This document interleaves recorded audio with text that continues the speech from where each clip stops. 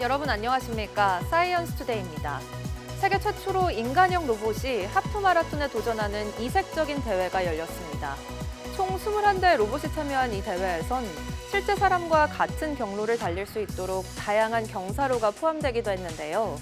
과학기술의 발전 속에 중국은 이미 휴머노이드 시장을 빠르게 선점하고 있는 모습인데 이제는 우리도 한국형 로봇 산업의 경쟁력을 키워나가야 할 때인 것 같습니다. 오늘의 주요 뉴스 만나보시죠.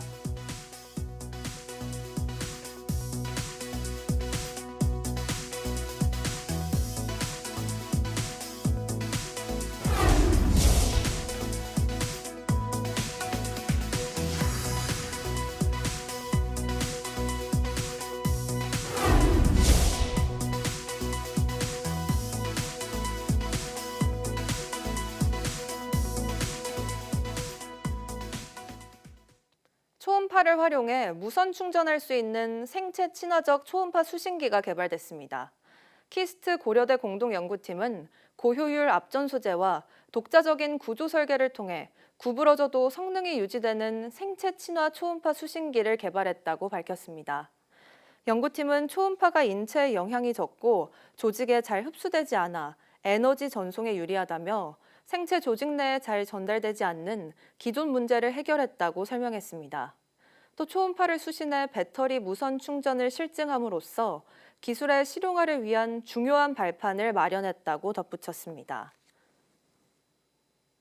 북한이 생물학 무기 프로그램을 최소 1960년대부터 보유하고 있다는 미국 정부의 평가가 나왔습니다.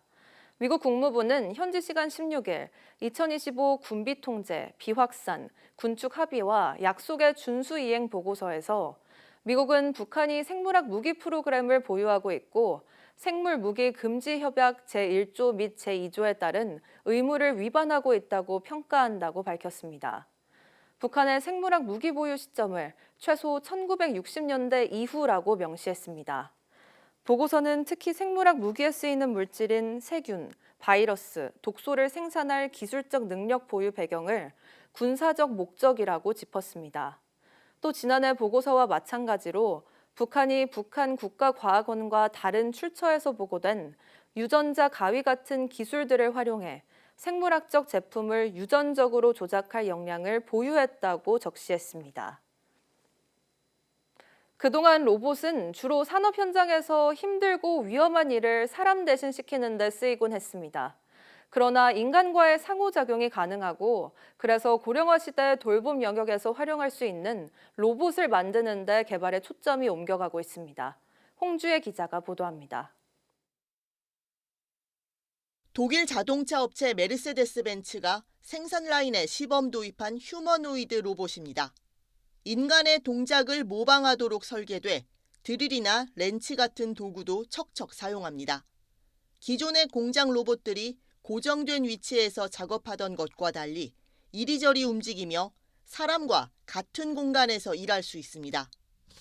The humanoid robot is flexible, so you can basically introduce a humanoid robot in an assembly line or especially in intralogistics and or quality inspection, and you can basically move it from one place to another. 로봇은 더 나아가 사람과 점점 비슷해지고 있습니다. 엔비디아의 연례 개발자 회의에서 참석자들과 상호작용하는 모습으로 관심을 독차지하고 젠슨 황 엔비디아 CEO의 기조 연설 무대에도 올라간 이 로봇처럼 말입니다. Stand right here. Stand right here. All right, good. Right there. That's good. 주로 산업용 로봇을 만드는 데 맞춰졌던 연구 개발의 초점도 이제는 간호나 가사 등 서비스용 로봇 생산으로 옮겨가는 추세입니다. 특히 저출생 고령화 사회에서 로봇의 쓰임새가 커질 전망입니다. で福祉施設でももうロボットが単独であるいは介護士の方と一緒に作業ができるという究極のもうロボットと人が共生するそういう社会を描いています。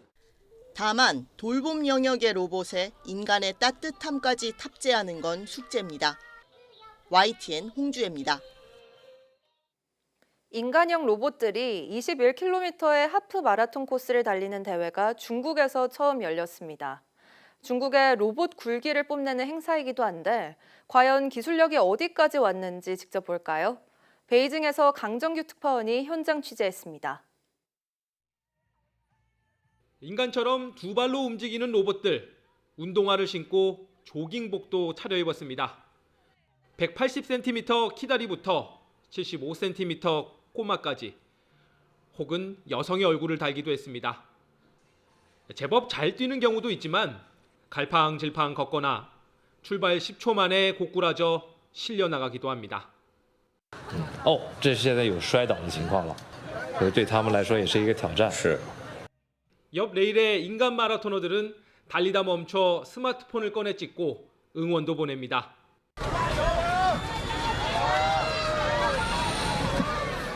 중국판 실리콘밸리로 통하는 이곳 이좌ang 경제기술개발구에 인간형 로봇 21기가 모였습니다. 세계 최초 로봇 마라톤 대회에 참가하는 선수들입니다. 다만 사람과 달리 로봇들은 정해진 순서에 따라 1, 2분 간격으로 출발했습니다.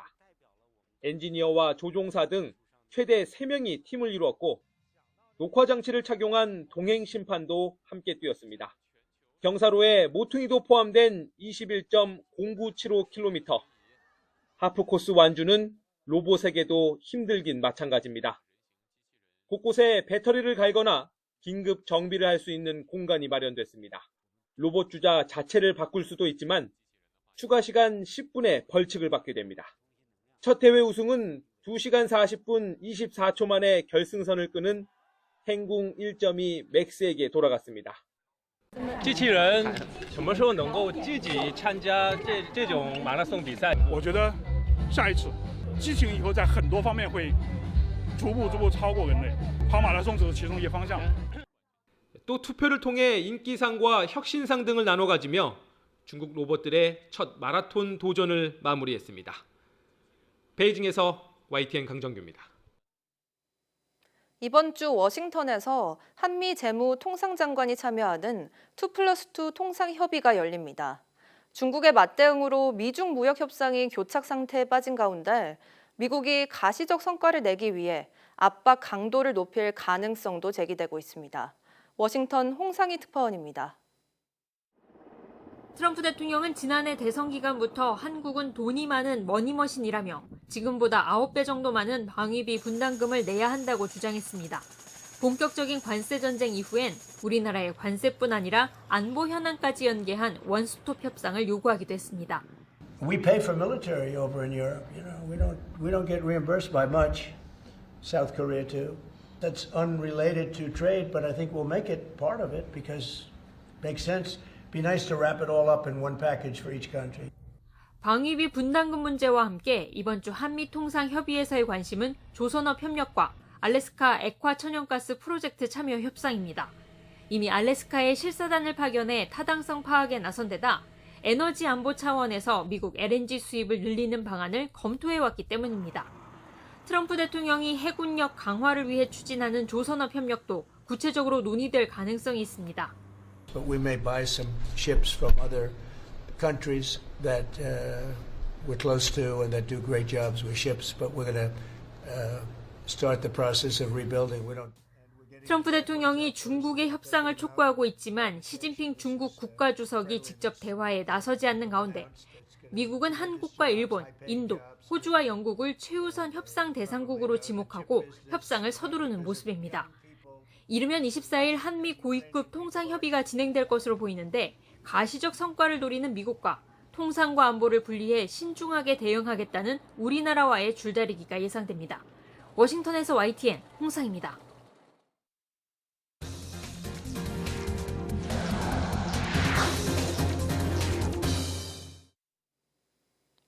ADHD 치료제를 구하기 어려워 발을 동동 구르고 있다는 환자들의 사연이 잇따르고 있는데요. 집중력 높이는 약으로 세간에 알려지면서 치료 목적이 아닌 학습 보조제쯤으로 여기는 왜곡된 수요가 품귀 현상을 부추긴다는 지적이 나옵니다. 권민석 기자의 보도입니다. 주의력 결핍 과잉 행동 장애 ADHD 치료에 쓰이는 약품입니다. 중추신경을 자극해 충동을 조절하고 집중력을 높인다는 메틸페니데이트 성분을 포함해 의료용 마약류로 분류됩니다. 그런데 최근 약을 구하지 못해 애를 태우고 있다는 ADHD 환자 가족의 국민청원이 올라왔고 온라인 커뮤니티에도 비슷한 사연이 줄을 잇고 있습니다. 제약사 측은 세계적인 수요와 생산량 제약 때문이라며 공급 부족 상황을 지난해부터 3차례 식품의약품안전처에 보고했습니다. ADHD 치료제를 처방받은 환자는 2019년 13만 명에서 지난해 33만 명으로 5년 만에 2.5배나 급증했습니다. 2022년 장애지표 신설로 진단 기준이 명확해져 환자가 늘었다는 게 식약처 설명인데 공부 잘하는 약, 집중력 높이는 약으로 수험생과 학부모에게 알려진 게 품귀 현상에 일조하고 있다는 지적이 나옵니다. 실제로 2023년 서울 전체 처방 건수 가운데 강남과 송파, 서초 등 8학군 지역이 상당수를 차지하기도 했습니다. 없던 주의력이나 그 학습 능력을 좋게 만드는 게 아니기 때문에 오히려 여러 가지 부작용으로 학습 능력이 더 떨어질 수도 있습니다. 심장 맥박이 빨라지거나 식욕이 지나치게 떨어지거나 잠을 전혀 못 주무는 것 같은 그런 부작용이 생길 수 있기 때문에 식약처는 3개월을 초과하거나 ADHD 치료 목적을 벗어난 처방을 막기 위해 관리 감독을 강화하고 있습니다. 다만 제약사 측이 5월은 돼야 공급 부족이 해소될 거라고 밝혀 당분간 환자 불편이 이어질 것으로 보입니다. YTN 권민석입니다. 정부가 내년도 의대 정원을 기존 수준인 3,058명으로 동결한 가운데 대한의사협회가 어제 서울시청역 일대에서 대규모 집회를 열고 교육대책과 필수의료정책 재검토를 촉구했습니다. 의협은 어제 열린 의료 정상화를 위한 전국의사 궐기대회에서 정부의 의료 환경 개선과 의료개혁 특위 해체를 촉구했습니다. 정부가 주장하는 의대생 2사 2호학번 동시교육에 대한 구체적인 대안을 제시해야 한다는 목소리도 나왔습니다. 정부가 내년도 의대 모집 인원을 증원 이전인 3,058명으로 되돌리기로 하면서 당장 올해 수능을 보는 수험생들은 혼란에 빠졌습니다. 예상보다 인원이 줄어든 만큼 의대 합격선이 올라갈 것으로 보이고 자연계 다른 학과까지 여파가 미칠 전망입니다. 백종규 기자의 보도입니다. 내년도 의대 정원이 3,058명으로 확정되면서 2년 연속 대학 입시에 큰 변화가 생겼습니다. 정부는 안타깝다는 표현으로 사과의 말을 대신했습니다. 정말 안타깝게 생각하고요. 또 다른 피해자는 학부모와 학생들입니다. 그래서 최대한 신속하게 결정을 하는 것도 굉장히 중요한 고려 요인이었다 하는 말씀을 드립니다. 의대를 향한 문이 1년 만에 다시 좁아지면서 수험생이나 학부모들은 대혼란을 겪을 가능성이 큽니다. 특히 올해 고3은 출생률이 일시적으로 상승했던 2007년생 황금 돼지띠들로 수험생 수가 지난해보다 12%가량 4만 7천여 명 늘었다는 점도 변수입니다. 여기에 올해 의대 정원이 2,000명 늘어날 것을 기대하고 재수를 선택한 N수생도 20만 명 안팎에 달할 것으로 전망됩니다. 정원이 줄면 경쟁률이 높아지고 수능 성적 기준 합격선도 오를 수밖에 없어 내년도 의대 입시는 어느 때보다 치열할 것으로 예상됩니다. 또 대입 지원의 기준이 될 전년도 대입 결과도 활용하기 어려워 깜깜이 상황에 직면할 수도 있습니다. 특히 입시 피라미드의 최정점으로 불리는 의대 모집 인원은 다른 학과에 진학하는 수험생들에게도 연쇄적으로 영향을 미칠 수 있습니다.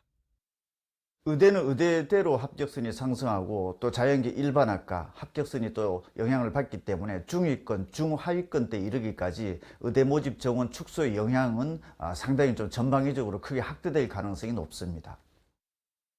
전문가들은 의대 증원과 이를 되돌린 정부 결정의 여파가 입시 현장에 그대로 옮겨지면서 내년도 대입 불확실성을 한층 더 키웠다고 분석합니다.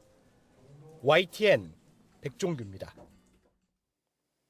정부 공모사업에 선정된 뒤 수십억 예산을 들여 전기자전거를 사들인 자치단체가 있습니다. 자동차 대신 자전거 이용을 독려해 탄소 배출을 줄인다는 목표였는데요. 과연 계획대로 잘 운영되고 있을까요? 시청자 제보에 따라 홍성욱 기자가 현장을 취재했습니다. 대학교 바로 앞 공터에 세워진 자전거 수백 대. 강원 춘천시가 탄소 배출을 줄이겠다며 국토교통부 공모사업을 통해 사들인 전기자전거입니다.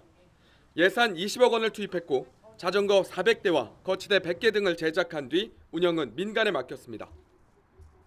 저희가 이곳에 보관 중인 전기 자전거가 몇 대인지 직접 세봤습니다. 전체 400대 전기 자전거 가운데 절반인 200대가 이곳에 보관 중입니다.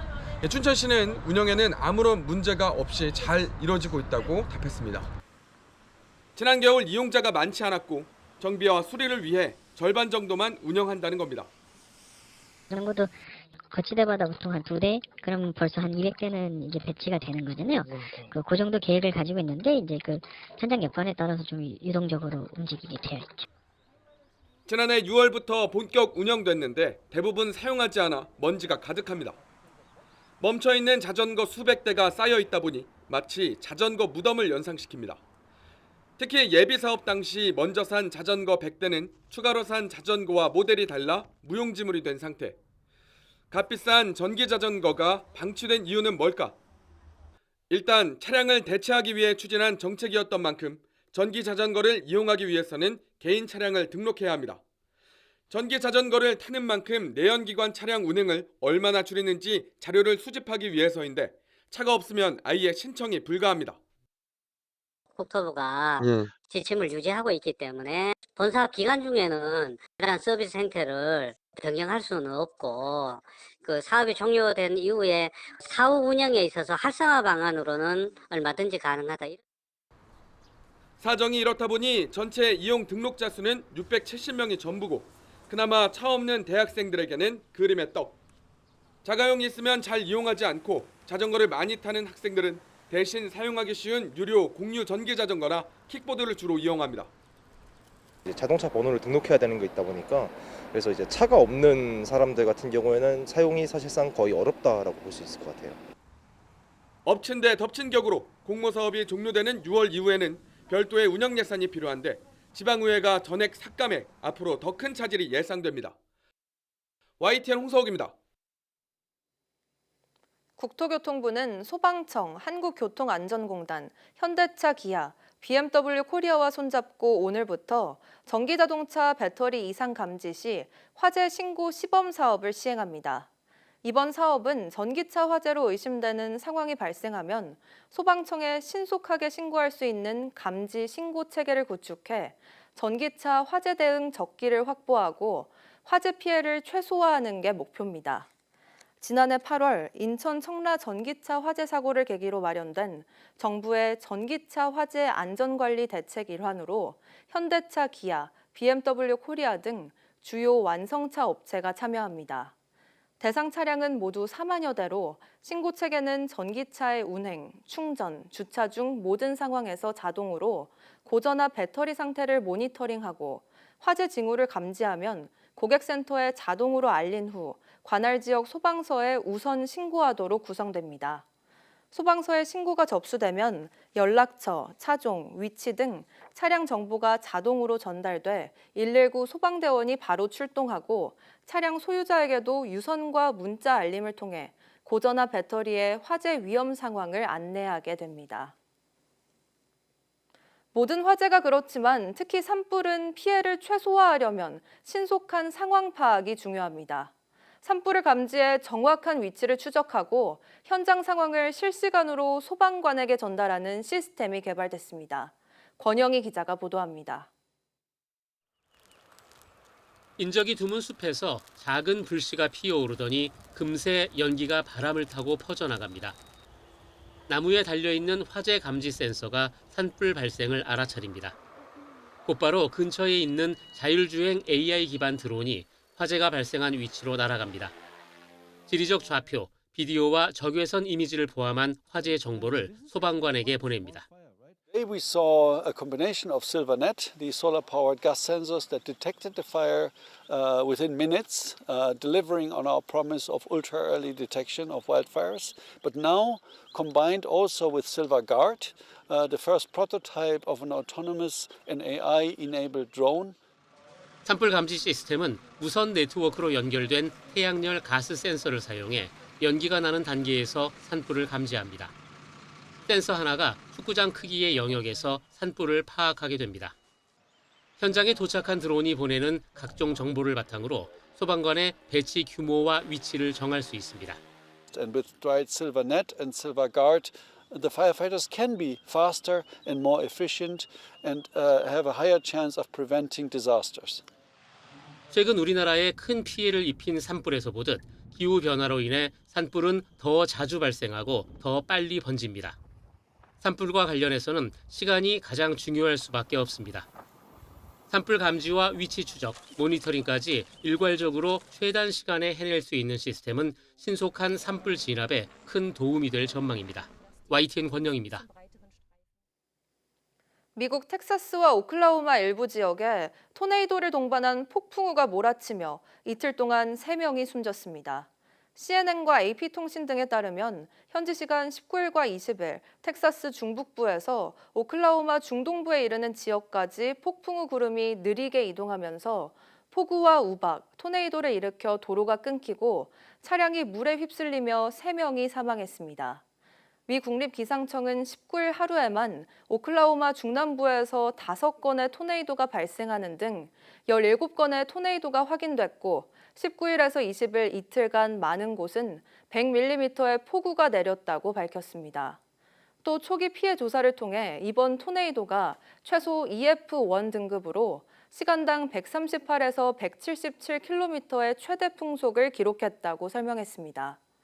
재난당국은 강력한 토네이도로 건물과 도로가 붕괴되고 나무와 전신주가 쓰러지면서 이들 지역의 전기 공급도 끊겼다며 특히 오클라호마 아다 지역의 경우 지난달 초 대형 토네이도로 피해를 입었던 곳이라고 말했습니다.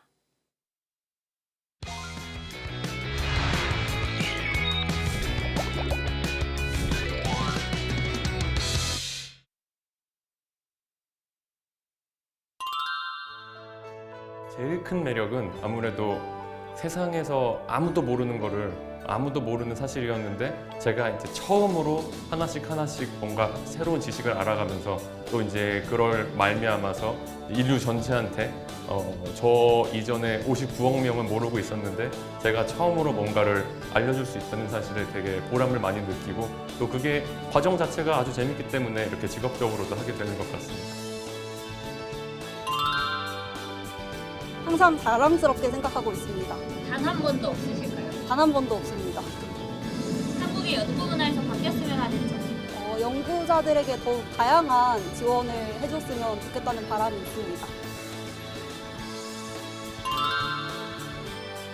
몇 가지 영상들을 살펴봤을 때 사람들이 정말로 궁금해할 만한 것 혹은 일상 속에서 들을 수 있는 생각을 객관적인 시선이나 다양한 과학적 사실을 설명해 주신다는 게 가장 흥미로웠던 것 같고요. 그에 기반해서 앞으로도 조금 더 일상적이거나 혹은 이슈가 되었던 주제들에 대해서 객관적이거나 새로운 시선을 계속 제시해 주신다면 되게 흥미가 있을 것 같습니다.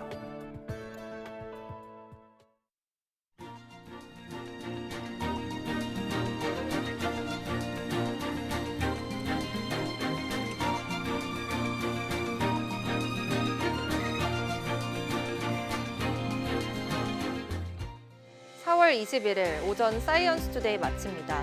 오후 뉴스도 많은 시청 바랍니다. 시청해주신 여러분 고맙습니다.